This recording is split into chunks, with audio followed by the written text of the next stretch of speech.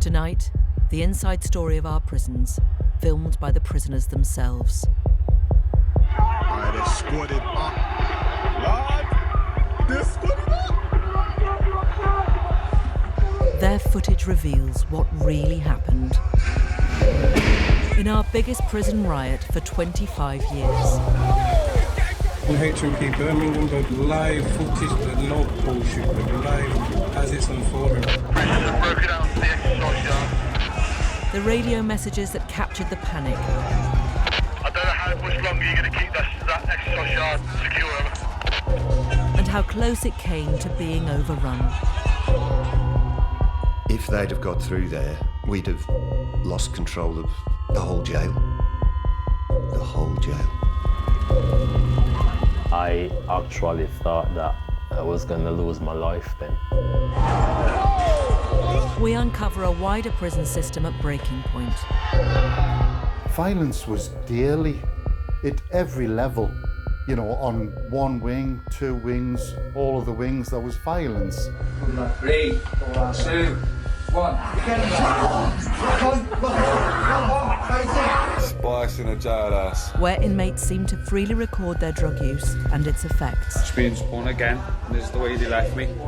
But left me with that knife. And where some staff even smuggle drugs in through the front door. You just walked into the jail like walking into a shop. That's how easy it was. A system where prisons are infested. There were rats, there were cockroaches. You've got rats literally in your cell looking at you. You're looking in your cupboard and you've seen a rat looking at you. And unsafe for inmates and officers alike. This guy just picked me up, threw me down the stairs upside down. Who's got the keys, lad? Who's got the keys, blood? Is what we have done to a whole category of people fair and just? We're still human beings. And to that, the clear answer in my view is no. Tonight on Exposure, Fuck you know. we ask, are our prisons out of control? The government doesn't have a grip on the system, and there's a cost in blood being paid.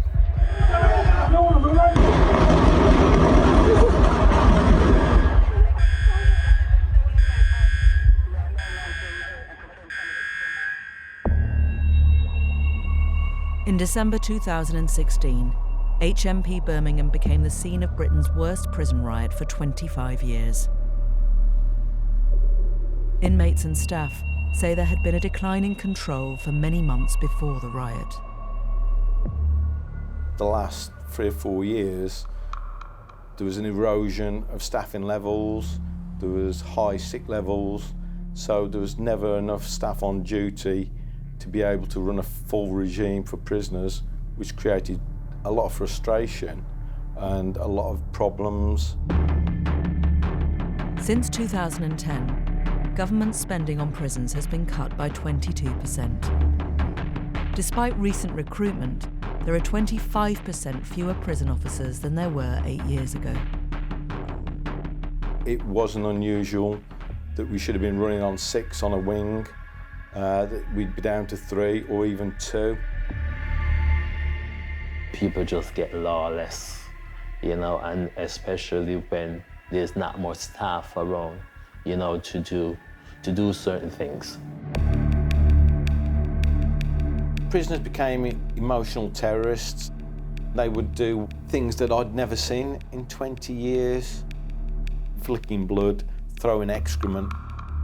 You could actually sense it that something isn't right or something gonna happen soon, you know, in this prison.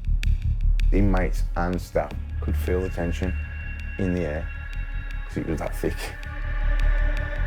There was staff being assaulted, whether you're being punched, spat at or potting, where prisoners would put urine or excrement in a jug or a bowl and then chuck it on you. There's a lot of violence in there. There's stabbings, hot waters, you know what I mean? People regular getting hit, punched. It was just like a time bomb ticking, just ready to go off.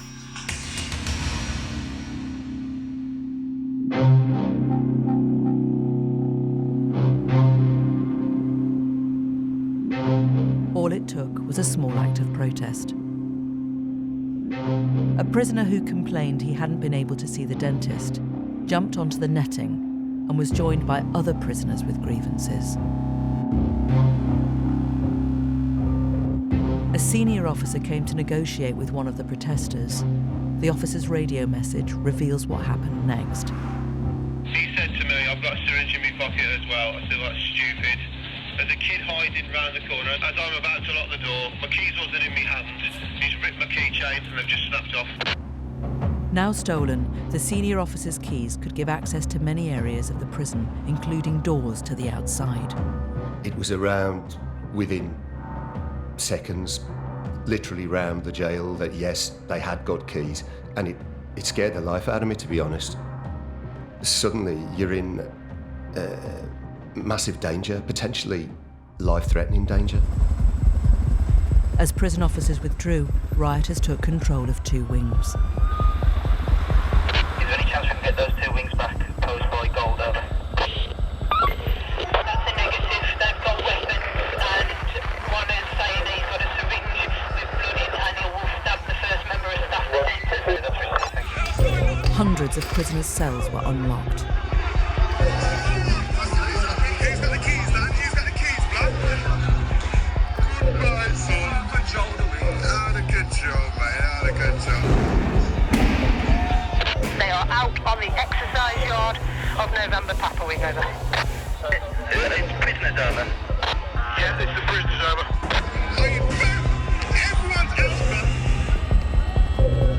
The rioters crossed the exercise yard to 2 other wings where they unlocked more prisoners. P wing unlocked, N wing unlocked, Mike wing unlocked, and it's just the final wing is L wing.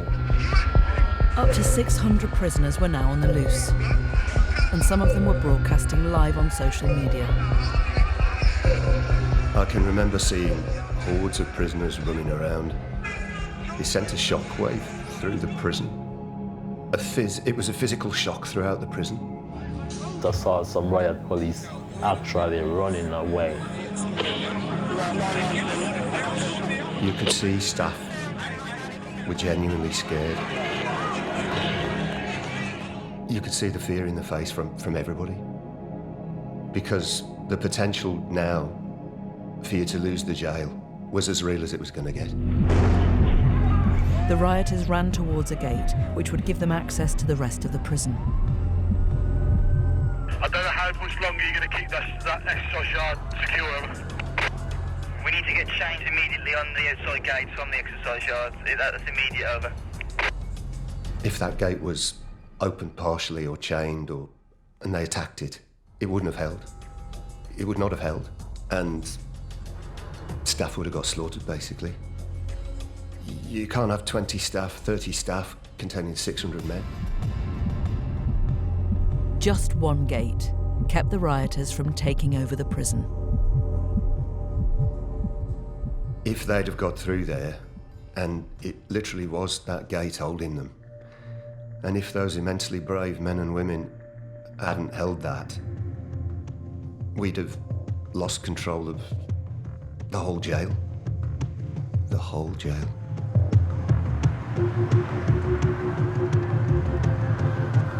We've got quite a severe smoke coming out of November. By early evening, there were several fires both inside and outside the blocks. HMP Birmingham, but live footage, but no bullshit, but live as it's unfolding. Everything that can catch fire at that point, people setting it on fire. Prisoners have relit a fire just before N1 gate. Some inmate pulled 2 mattresses to my door and lit it.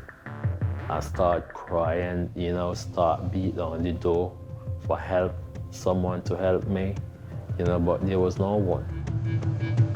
How could you evacuate a wing that's on fire in the middle of a riot? I actually thought that I was gonna lose my life then. I wasn't gonna be around no more. Riot control squads known as tornado teams were called in from around the country. It wasn't until 8:35 in the evening that they were able to attempt to regain control of the wings, using stun grenades. I think about 9, 10 o'clock, I heard a lot of flashbangs, and I think that's when they contained me. At 10 p.m, 14 hours after the protest started, tornado teams finally secured the jail.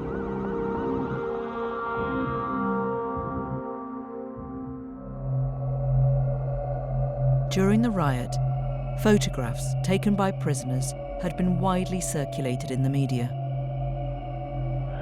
The film is to put on social media so that they make the public aware that the way they're being treated in the prison, because nobody else is hearing them. In the aftermath, the questions began. How could this happen? It's very simple, really. If you take 40% out of the budget, if you cut staff by 30%, if you increase your prisoner numbers, you're creating a recipe for disaster. It just so happens the disaster on this occasion landed on Birmingham's doorstep. The government commissioned a report into the riot, but has said that it's not appropriate to release any part of it because it could compromise security arrangements. However, Exposure has learnt that a redacted copy of the report was made available to prisoners charged with rioting during their trial. Of course, an analysis should be published of what happened at Birmingham. But also it's important that lessons are learnt. If things are hidden, that will mean that the right solutions aren't put in place. Exposure has obtained a copy of the report. It says although sufficient staff were available on the day, the riot could and should have been prevented, and that staff had in the preceding year become worn down by chronic staffing shortages. It says staff had gradually relinquished authority to the prisoners, who were in effect policing themselves for much of the time. If staff have withdrawn, when I say withdrawn, not physically, would have withdrawn because they're not confident, then this is a kind of recipe for disturbances in prisons. G4S, who run HMP Birmingham, told us that the riot was very challenging and said, "Our dedicated officers faced determined aggression with incredible courage, resilience and professionalism. Their brave actions helped to prevent further disruption." They say there were lessons to be learned, and the prison has undergone a number of significant changes, including the strengthening of security measures. However, the confidential report we've obtained also concluded that the encroachment on safety and decency and the risks of disorder are not peculiar to Birmingham.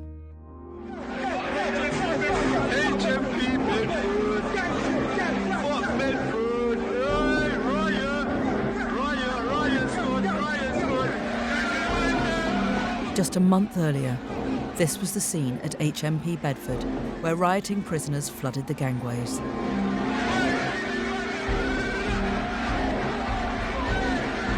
The prisoners stuck notes on the walls of A Wing saying, "This was caused by 23-hour lockup," and "We need to be treated like human beings."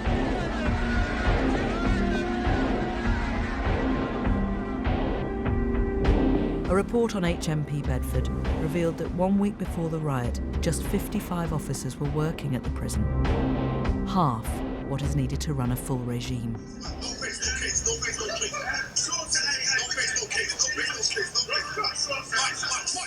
There were also disturbances in this prison at Swaleside in Kent, Lewes, Hull, and here,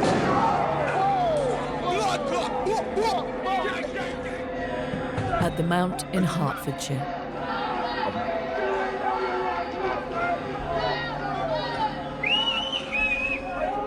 Fucking hell. Alright, they squared it up. Lord, they squared it up. The government doesn't publish figures for the numbers of these events. But using freedom of information, we've established that tornado teams like the ones shown here were deployed in 23 separate serious incidents last year. I'm fucking hell.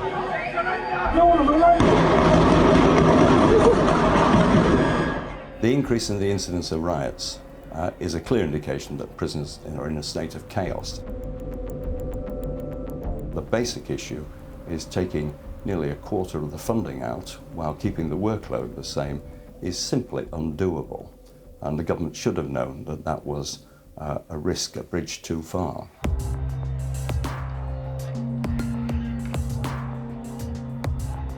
One of the factors increasing widespread disorder is the prevalence of drugs, including new psychoactive substances such as spice and mamba. There's no doubt that psychoactive substances have been a destabilising factor. But the key issue here is the trade in the drugs, because you can sell a psychoactive substance in a prison for about 10 times the cost of buying it on the street. You can make a lot of money smuggling in psychoactive substances, and if you can make a lot of money, there's going to be a lot of debt, and if there's going to be a lot of debt, there's going to be a lot of violence. And there's no doubt that the trade in drugs is contributing to the violence in prisons. Prize. I don't think it's just one cost. The drug situation is for people just to forget about where they are. And that's what they're taking the drugs for. Just to forget about everything, because there's nothing for them. There's nothing for them. So what I'm going to do, I'm going to roll me a joint, take some spice. Boom. Forget about it, the whole prison. Forget about food, eating, because I'm not getting enough food. I'm out cold. No one cares about me. You don't care about me. They don't care about me. So why should I care about myself? Seen people selling all the canteen, selling clothes, trainers, selling the Sunday dinner, saying, "Oh, if you give me this amount of spice, I'll give you my chicken dinner," kind of thing. You sell anything, really, just for spice. David Gork is the new Justice Secretary, the 6th in 8 years. He says tackling drug use in prison is part of his government's policy of what they call getting the basics right. For prisons to be effective, we must get the basics right. Getting the basics right means priority to prevent drugs, mobile phones and other contraband from getting in. I just need to mad click. Videos on social media, many of them unverified, appear to show prison drug abuse and are so prevalent that even the Secretary of State has felt the need to comment on them. Let's see that last. A prisoner climbing into a tumble dryer in the prison laundry room. A dangerous act of humiliation. 3, 2, 1. Two naked prisoners believing they are dogs with makeshift muzzles and leads around their necks, barking at and fighting each other. Big lungs, big lungs, big lungs, big lungs. Inmates sometimes find it funny to see how inmate reacting after they take the drugs and that. But afterwards they realize that this is not something for us to take lightly. People is dying from it, and this is the reality about, this mamba, spice, or what they call it. It's pretty easy to get hold of spice, weed, heroin, gear, anything, prison. Spice in a jailhouse. Videos of people on drugs in prison going onto social media is just a class case of the prison have lost control. He's got this in the bag. He's got this in the bag. They use lab rats or mamba challenges they give to people. So that they try it, see if it's any good. If it is, them on the floor, doing all the business, they get filmed. You know what I mean? They get laughed at. And then the drugs look good for them, then they'll sell it. The bomb? This video appears to show the humiliation of one drugged prisoner, making him think an apple is a bomb. Whoa! The bomb! The bomb! And another appears to show a prisoner made to believe his throat has been cut. You bleeding out, lad! You bleeding out! You bleeding out! The number of ambulances increased wildly because of the mamba use. I mean, there was people flaking out here, there and everywhere. We called them ambulances, and they come regular, man. Exposure has discovered that over the last 5 years, the number of ambulances attending calls from prisons in England has jumped by 60%. In 2017, more than 10,000 were called out to attend incidents in prisons. My view is that much more needs to be done to keep these drugs out of our jails because they are having a devastating impact on the lives of prisoners. G4S says it has no tolerance for drug use at Birmingham Prison, and anyone bringing in drugs will face disciplinary action or be prosecuted. Between June 2013 and September 2016, 79 deaths in prisons were linked to psychoactive drugs. So how do these drugs get into our jails? Next, we hear from a prison officer who smuggled them in through the front door. You just walked into the jail like walking into a shop. That's how easy it was.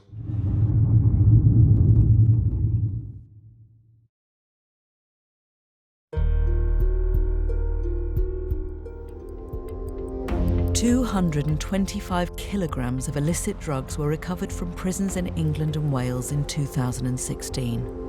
So how do they get in? Sometimes it's just simply that packages are being thrown over the walls. Sometimes we've heard about drones being used to bring drugs in. Sometimes they're being smuggled in through visitors. Other times, it's undoubtedly the case that staff corruption has played a role. Exposure has investigated the case of a corrupt officer. We interviewed him before he started a prison sentence for smuggling a psychoactive drug into jail.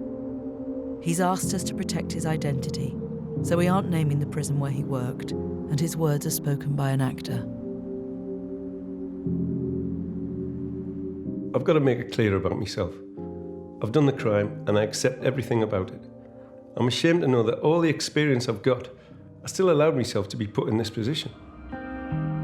Before he joined the prison service, this officer had a history of addiction and a criminal record. But the prison service did not pick this up until 6 years later.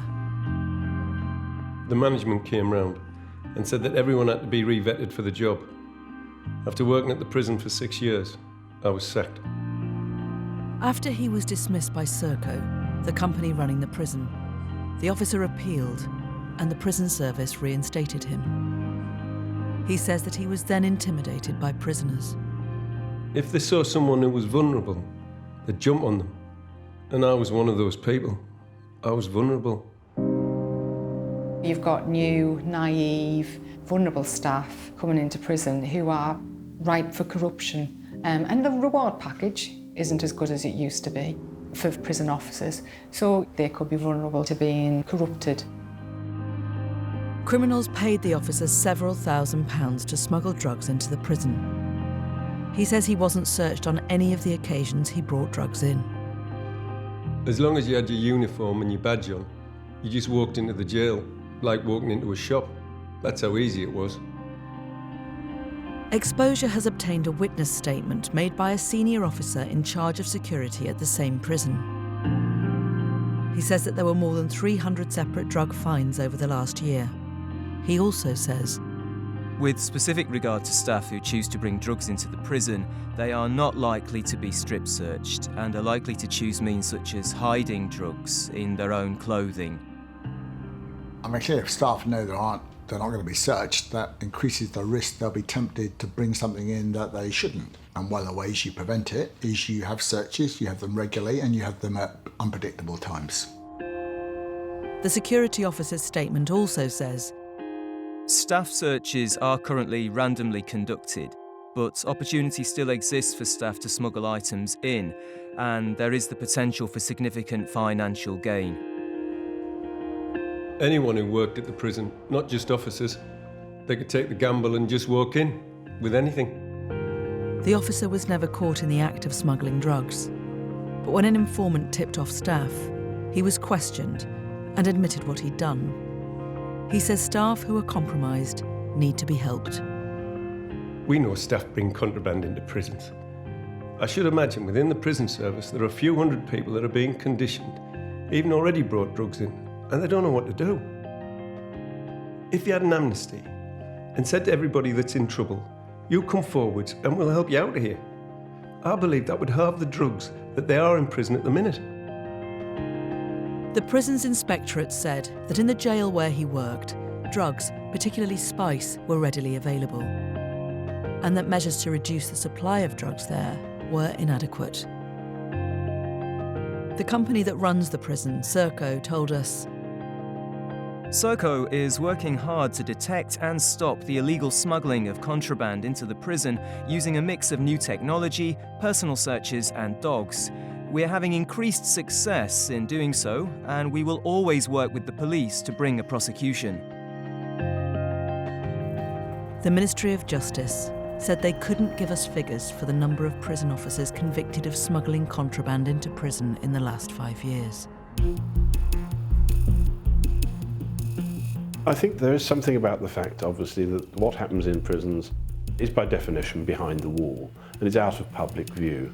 And you know, let's be honest, the plight of prisoners isn't necessarily at the top list of the public's concerns. Getting the basics right means creating prisons that are decent, with clean wings and humane living conditions. Peter Clark recently asked the government to take action over the conditions he found at HMP Liverpool. People were being held in utterly appalling and unacceptable conditions, and there didn't seem to be any plan in place to improve this. Cells were filthy, they were damp, they were dark, lavatories were blocked, there were rats, there were cockroaches. When the lights went out at night, the cockroaches came in underneath the cell door, came up through the drains, the plug holes. There'd be several trapped in the sink or dead in the toilet. The same goes for the rats. You've got rats literally in your cell looking at you. You're looking in your clothes cupboard and you've seen a rat looking at you. Like, wow, what am I supposed to do next? You've got damp conditions. You've got horrendous conditions to live in. But you've got to make that your home. Critics say the lack of investment also impacts on the rate of reoffending, which costs an estimated £15 billion a year. Nearly half of adults are reconvicted within 1 year of release. We send people to prison as punishment, not for punishment. If we treat people in a degrading and humiliating way while they're in prison, we know that doesn't make them better, that makes them worse. What we ought to be saying to prisoners is, look, you can be a different person. You have to stop seeing yourself simply as a criminal, but start seeing yourself as a citizen who can put something back into society. You don't do that if you keep people in conditions you wouldn't keep a dog in. Controlling drug use and improving prison conditions are two of the basics that critics say the government needs to get right. But there is another: controlling violence. Getting the basics right means creating prisons that are safe, free from violence, intimidation and self-harm. Violence in our prisons is at record levels. Last year, there were more than 20,000 assaults on prisoners, a record high and up 9% on the year before. Let him get it. I'm on a beach, yeah? Shut up, I'm stabbing him. Also, there were more than 7,000 assaults on staff, 22% up on the previous year. The increase in assaults are the key things that are making prisons very difficult to run, worse for prisoners, dangerous for staff. Get ready to hold it. Assaults between prisoners, prisoner-on-prisoner assaults, have about doubled since 2010. Assaults on staff have tripled, and actually, because there are less staff, the risk for staff has quadrupled, gone up 4 times. That's an incredible increase. And because the risk of staff being assaulted is high, that makes staff very wary of confronting prisoners. Bradley Newton worked as a prison officer for 27 years at HMP Cardiff. He says that after staffing cuts in 2010, the atmosphere in prison changed. You could feel the tension every day that hadn't been there before. The noise level was rising. In April 2016, he was working on a fourth-floor landing when he challenged a prisoner who was new to the wing and had taken another prisoner's lunch. He was like 6'6", solid, very, very strong. And the next minute, this guy had just picked me up while I've got the lock on him, threw me down the stairs, upside down. Seemingly, I hit the back left-hand side of my head on the metal kickboard. It's like a metal skirting board about 5 inches high.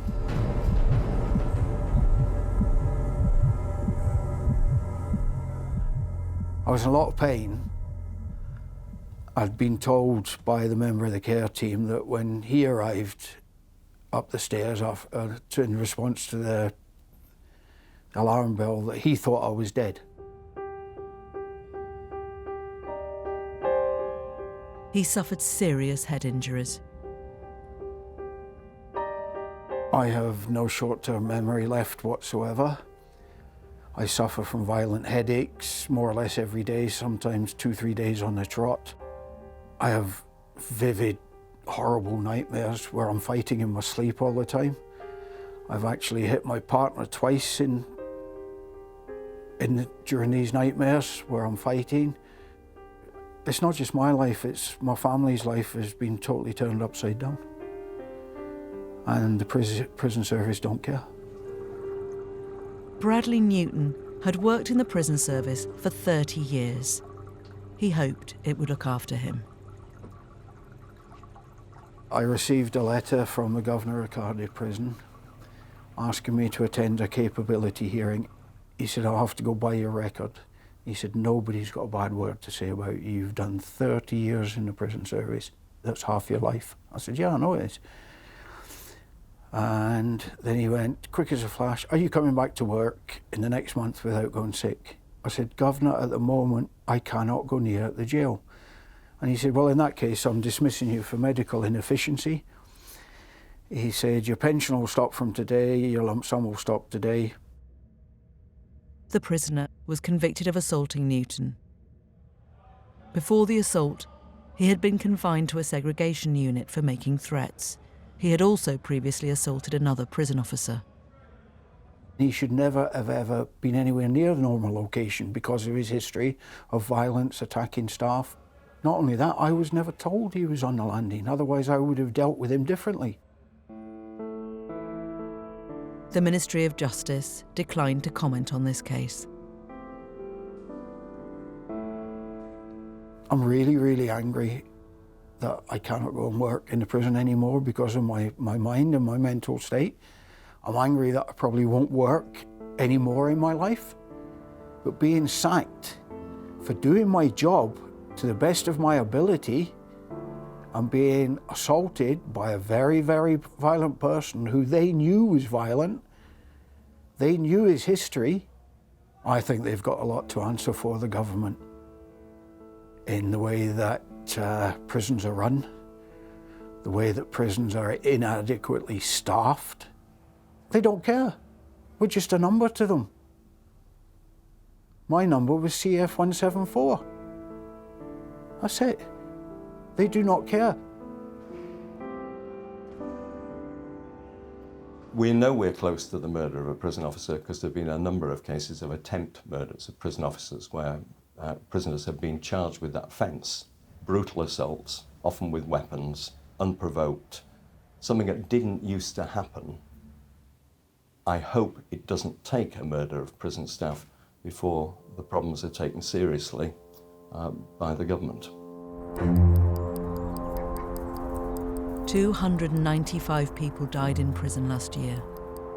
70 of those deaths were self-inflicted. Time and again, we know very well that the early days in custody, soon after people go into a jail, that's when they're particularly vulnerable and can be feeling particularly depressed. We see that a lot of deaths and self-harm occur at this time. 18-year-old Osvaldas Pagiris was arrested for stealing a bag of sweets in 2016. He was found to be the subject of a European arrest warrant for a minor theft. The police assessed him as a high risk of suicide in need of constant supervision. He was put on remand in HMP Wandsworth. I saw the young chap on A-Wing. He looked lost in his eyes. He was a very nice lad. He's a very young lad. He shouldn't have been in prison. A very young lad, you can see it. But what I've known of him, just wanted to just phone his mum, tell his mum where he was.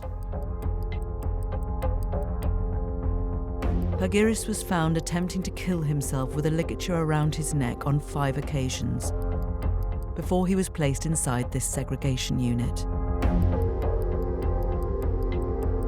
Each cell has a bell and light that the prisoner can activate when they need assistance. At 1 p.m, the camera records this light flashing outside Pagiris' cell as he rings his bell. Well, every cell has an emergency call bell, and we as an inspectorate say that we think when a prisoner rings that bell, it should be answered within 5 minutes. HMP Wandsworth had previously been criticised by prison inspectors for long delays in answering bells. Prisons have not implemented fully the recommendations, and the price that is being paid is that people are taking their own lives in some jails at horrifying levels. As Pagiris was a suicide risk, he should have been checked every hour. But for 15 minutes after he first rang his bell, this officer stayed in her office on the segregation wing, apparently watching television. She says that the bell was quiet and she didn't hear it. At other times, I've seen with my own eyes bells ringing on wings and significant numbers of prison officers in the wing office not responding to them.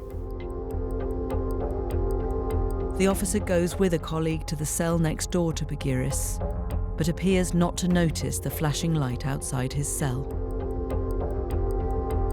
It's possible to see that where tragedies have occurred and people have been found to have taken their own life in a cell, that actually they had been ringing their bell and it had gone unanswered before their death occurred.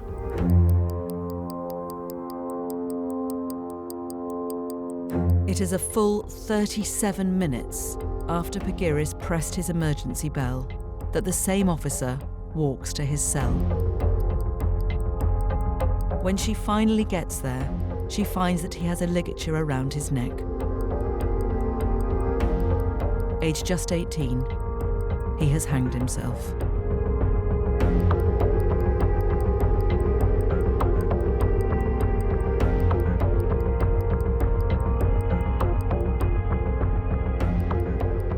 He was a nice lad. He just wanted to fit in. That's all he could have done. He was trying to fit in.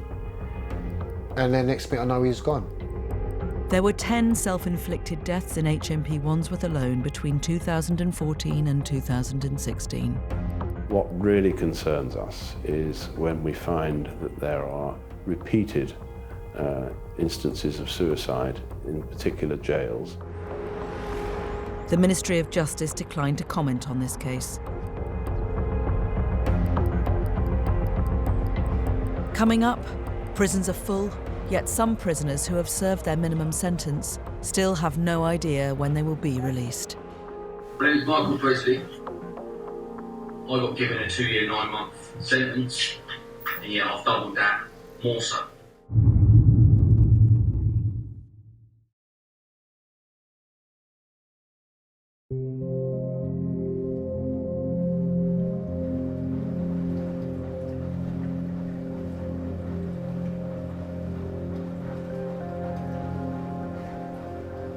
Gemma Presley has had to get used to waiting. Her boyfriend Michael is in prison and has no way of knowing when he might be released. When he told me that he didn't have a release date, I was like, what? But then obviously I was intrigued. I started looking up the IPP and I was just like, wow. The imprisonment for public protection, or IPP sentence, includes a minimum sentence that the offender must serve in prison. Once that expires, offenders have to stay in jail indefinitely until they can convince the parole board they no longer pose a risk. To him, every day's the same day. He can't picture a future. To him, everyday life is locked behind his door. Out for a few hours, locked again, new day. Presley was convicted of GBH in 2012 and given an IPP sentence because he had a previous record. He completed his minimum sentence in 2015, but 3 years later, he's still locked up. I got given a 2-year, 9-month sentence, and yeah, I've doubled that, more so. When Presley was turned down for release for the third time by the parole board, he decided to make a stand. My name is Michael Presley. I absconded from HMP Springville last night. Fully good reasons why. One is the IPP sentence. The sentence is a disgrace. You took me away from my daughter, my family, every single person I loved, they got taken away from me. We're still human beings. Give us a chance, and we will be better. Don't give us a chance, we lose hope. The government abolished IPP sentences in 2012, but not retrospectively. So there are still more than 3,000 IPP prisoners like Presley who do not know when they will be released. Critics say this contributes to growing tension in jails. You'll have a group of prisoners who feel very frustrated about what's happening to them. For the IPP prisoners with very short tariffs, sometimes of just a few months, that remain in prison, I think the risk test should be reversed for them.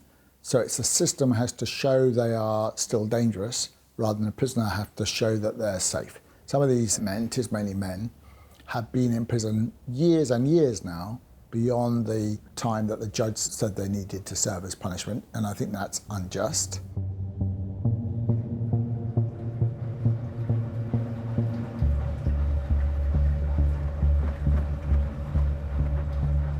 Presley is now back in prison, but he is allowed to call Gemma for a few minutes a day. Well, your video, obviously, that was a good thing to do because you got your voice out. There's a new Justice Secretary, David Cork. He needs to do something about it. He's the person that can do it. I've written to him. He has not replied. By serving your sentence and conforming to the rules, you are repaying your debt to society. If you do that, you will find that the state and the prison system backing you up. I think it's very difficult to see that the government will be prepared to do anything. Their indications to date have been no, they don't want to. I hope they will change their minds. I think you have to go back and ask yourself the question, with the benefit of hindsight, is what we have done to a whole category of people fair and just? And to that, the clear answer, in my view, is no. HMP Dovegate. Daniel Sayce has been a prisoner here since last November, but he has spent a lot longer in jail because he is an IPP prisoner. In 2006, at the age of 18, Daniel Sayce was convicted of stealing £1.55 and threatening another victim with a broken bottle. He was given an IPP sentence because of his previous convictions. His minimum sentence was 14.5 months. But the indeterminate part of his sentence has kept him in prison for 12 years. He is now 30. Today, Daniel Sayce is calling a lawyer from prison. Mentally, no light end of the tunnel, just trapped, frustrated, angry at the system, and no one's like looking into my case properly and it's just not taking nothing on board what I'm saying. That's how I feel on it every day.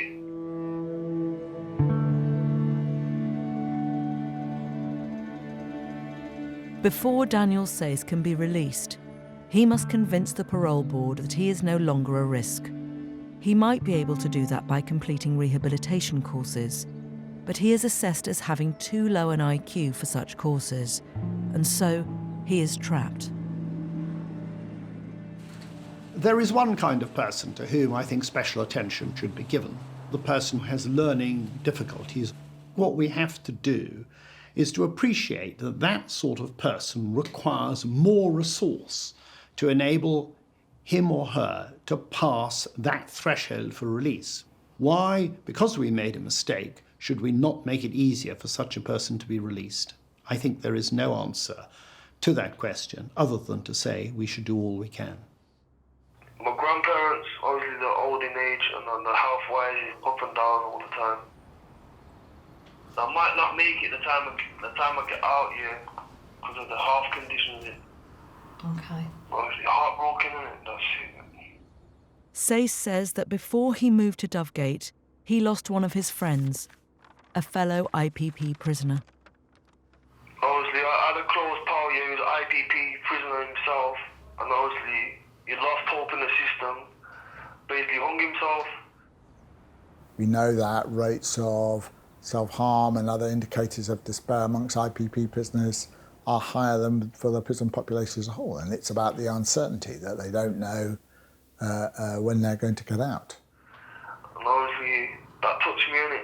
Obviously the system don't really care, innit? They don't care about IPP prisoners and that. The sentence was a mistake, and therefore it is important that the government seriously looks again at finding a way of putting right the mistake that we made in 2003 and which has had such a profound adverse effect on so many people.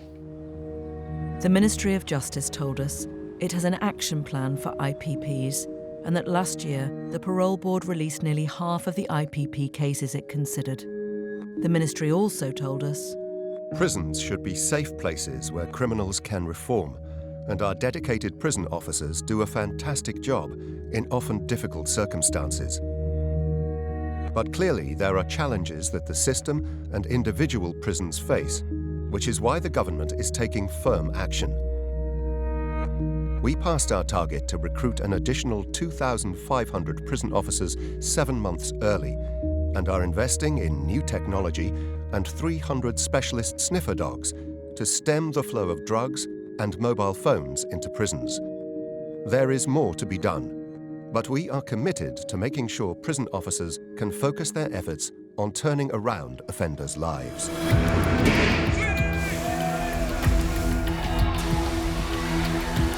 HMP Birmingham, but live footage. Life in prison from the public, let me now tell you this now, it's a hell upon hell. Some of the people upstairs need to come down to one of the prisons for one night. Let's live in a prison just one night and see. And then I'll tell you now, they will make sure that everybody gets the facilities. It's not nice. Last month, the Prisons Minister said that he was determined to create the best prison service in the world. Yet England and Wales still have the highest rate of imprisonment in Western Europe. Nearly 1 in 10 prisons are in special measures. In my view, prisons are in crisis. Violence continues to increase.